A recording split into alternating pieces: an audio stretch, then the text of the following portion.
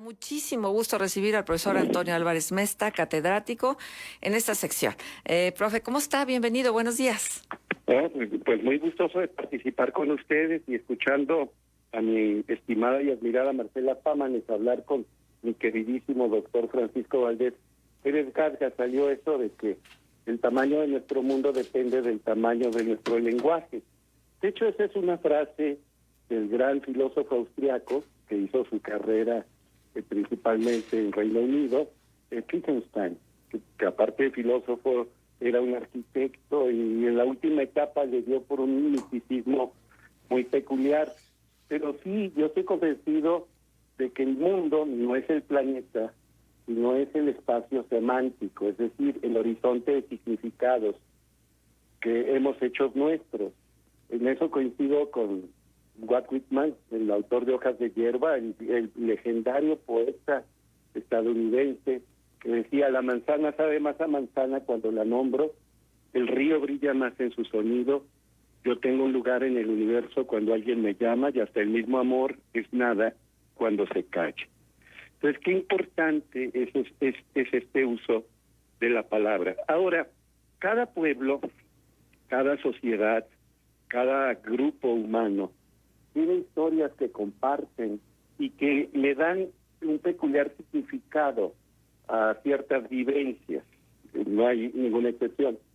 Y claro que hay diferencias y hay matices que se deben atender, pero también es asombrosa la extraordinaria similitud de lo que la gente se dice, de lo que la gente se cuenta, de lo que la gente valora como narración, como relato, como historia que enriquece su vida. Yo les decía a mis muchachos, por ejemplo, el origen de mis alumnos, el origen de la leyenda, aunque la versión más ocurrida, que la que ustedes conocen, es la cinematográfica, los estudios Disney, etcétera. Pero, por ejemplo, la Cenicienta fue un trabajo antropológico y etnográfico de los hermanos Jacobo y Guillermo Grimm, que recorrían las aldeas de la Selva Negra, esa zona boscosa de Europa, y hablaban con los ancianos, que son siempre veneros de sabiduría. Les decían: me podría contar historias. Y rescataron infinidad de cuentos. Ellos siempre tuvieron la honestidad, los hermanos Grimm, de reconocer que esos cuentos pertenecen, aquí lo digo a propósito, a las gentes, es decir, a distintos colectivos humanos. Si los hermanos Grimm vivieron en el siglo XIX y la Cenicienta tenía más de 1000 años de existencia, no solo en Europa, de hecho la Cenicienta original empezó en China, según los estudiosos. La obsesión de, por ejemplo, de los orientales de tener que las damas tengan un pie pequeñño y que les envuelven a las niñas sus pies para que no se desarrollen como sería natural, se ve reflejado también en esto de la Cenicienta. Ya abordaremos después la Cenicienta. Hay una historia que es muy mexicana y sin embargo también es muy universal. Es nuestra, orgullosamente nuestra, pero también es de todos. Y es rica, está pletórica de simbolismo. Estoy hablando de la leyenda de La Llorona. Es una leyenda, esto es, algo efectivamente ocurrió y la gente, al irla contándosela, pasándola de manera oral, una generación a otra, en distintos lugares, en distintos sitios, pues se fue modificando, enriqueciendo. Tiene ya en la actualidad muchos rasgos hiperbólicos, predomina la exageración, pero a mí me llama la atención que Juan de Dios Pesa y Vicente Riva Palacio publicaron varios relatos, varias historias y leyendas. Se dieron a la tarea de rescatar esto, y entre estos trabajos de Riva Palacio y de Juan de Dios Pesa destaca La Llorona, y se puede descargar en PDF.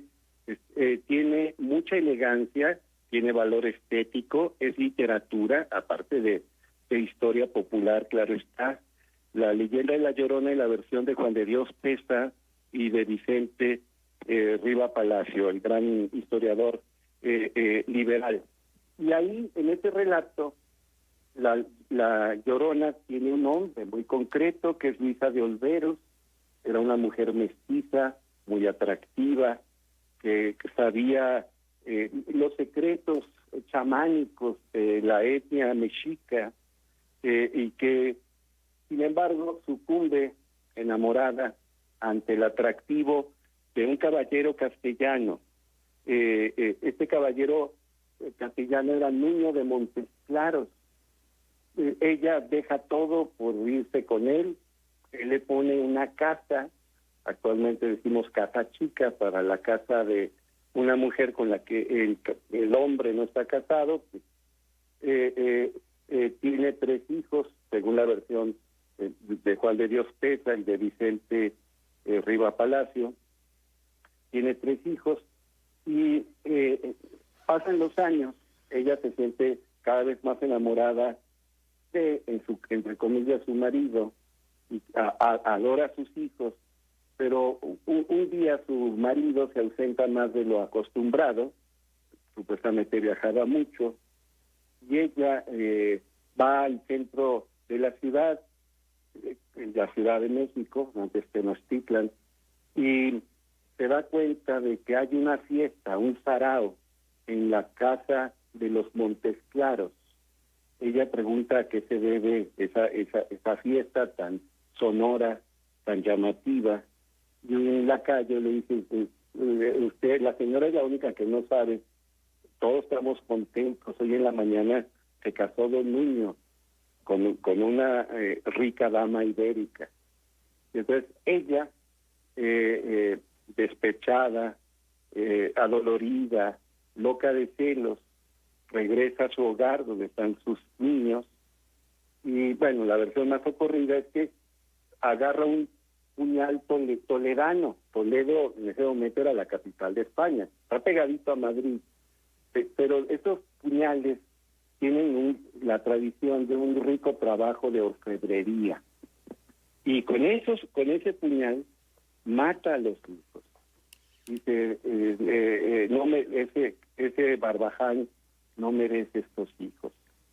Mata a los hijos y luego ella sale loca, gritando su dolor y platicando lo que le hizo a sus hijos, más bien gritando lo que le hizo a los hijos. En la versión de Riva Palacio, el de Juan de Dios Pesa, por supuesto que la toman presa y la condenan a muerte. Muere doña Luisa de Olveros.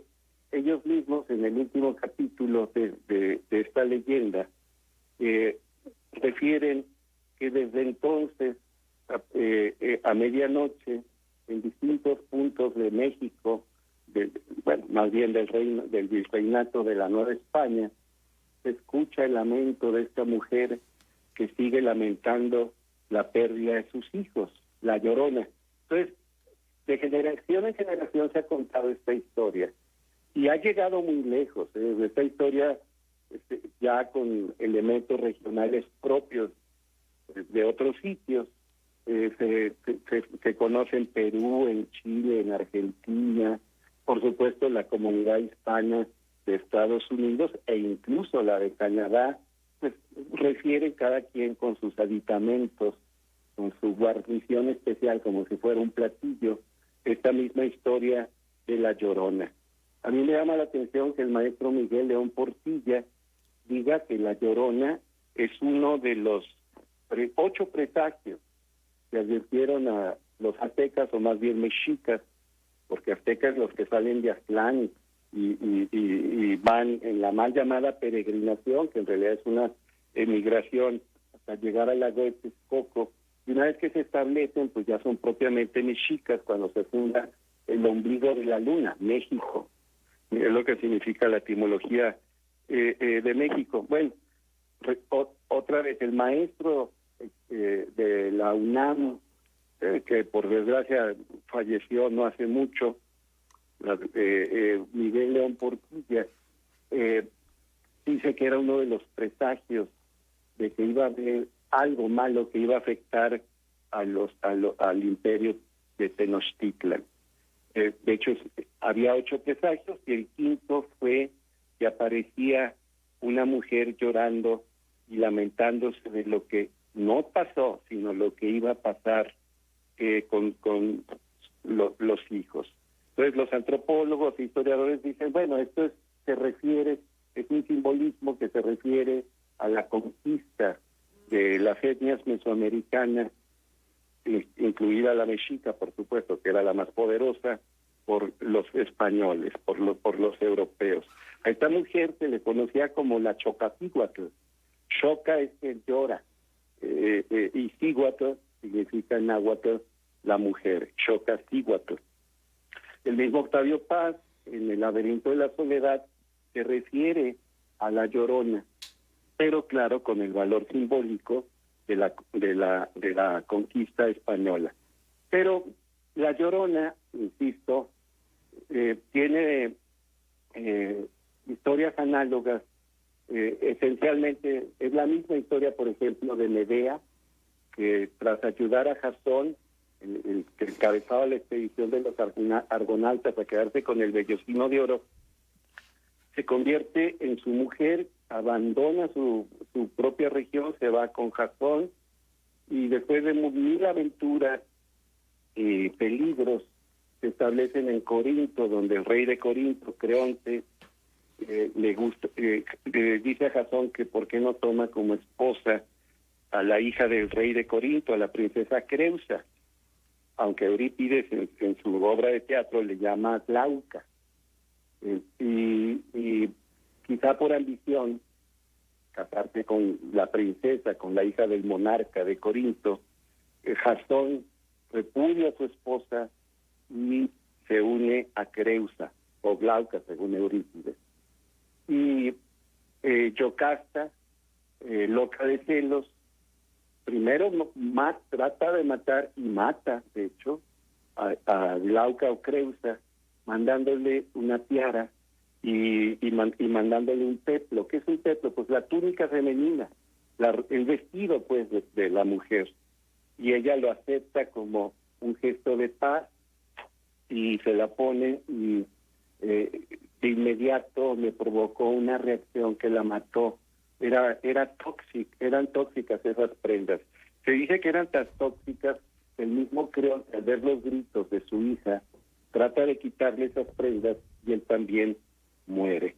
Pues ya no hay tiempo, pero esencialmente la leyenda de la Llorona, que Juan de Dios Pesa y Vicente Riva Palacio le llaman Luisa de Olveros, es la misma leyenda de la Xocatíhuatl, de los mexicas, y también la leyenda de Medea, que en la versión dramatúrgica, trágica, la escribió Eurípides.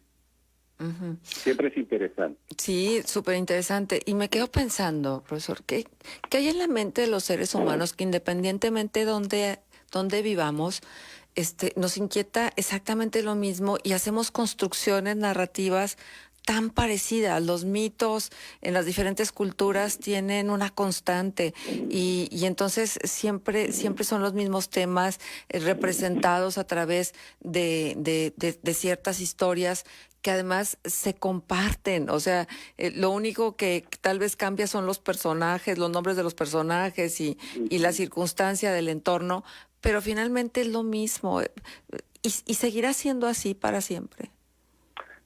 Pues Jung habla de los famosos arquetipos, y ciertamente todos los humanos, en los humanos es mucho más aquello que nos une y nos identifica que aquello que nos separa.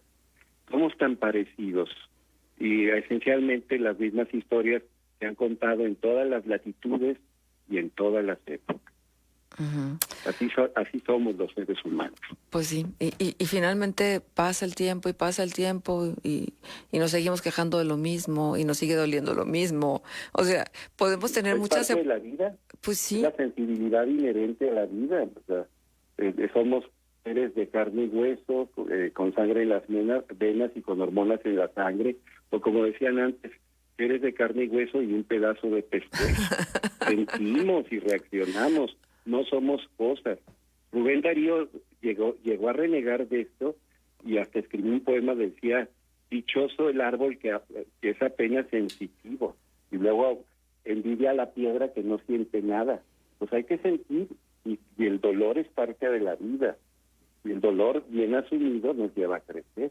Son los famosos dolores del crecimiento. Muy bien, pues nos quedamos con todo esto y con la suerte y por supuesto el gusto de poderlo escuchar cada sábado, profesor. Gracias. El gusto es mío. Muchísimas Gracias a gracias. ustedes. El profesor Antonio Álvarez Mesta estuvo con nosotros en el contexto del texto.